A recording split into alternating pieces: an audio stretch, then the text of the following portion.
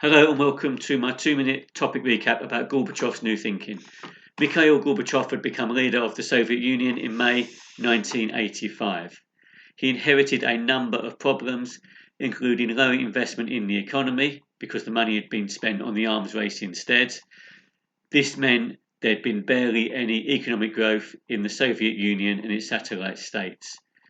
This led to low standards of living and a lack of human rights, which in turn caused unrest, especially in the satellite states.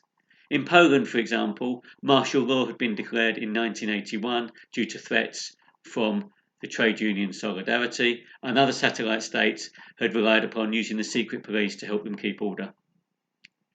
Gorbachev, though, was determined to bring about reforms of communism and to introduce a series of policies. These revolved around the ideas of perestroika and glasnost. In perestroika, the Soviet state and economy were to be reformed using some successful capitalist practices, and in glasnost there was meant to be more transparency in governments that people wouldn't fear expressing their opinions.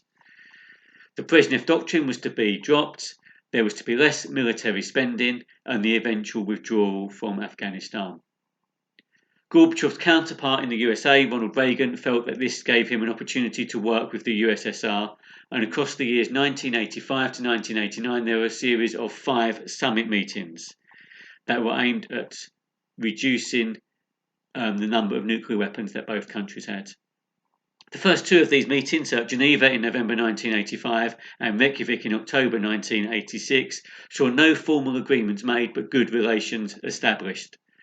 In Washington in December 1986, this eventually led to the INF Treaty, where nuclear missiles were to be abolished of certain ranges, and in Moscow in 1988, the details of the INF Treaty were ironed out, and Gorbachev made a commitment to reduce troops in Afghanistan. By the final summit meeting of May 1989, there was a new leader of the USA, George Bush. But by this point, although no new agreements were made, the end of the Cold War could be said to have occurred.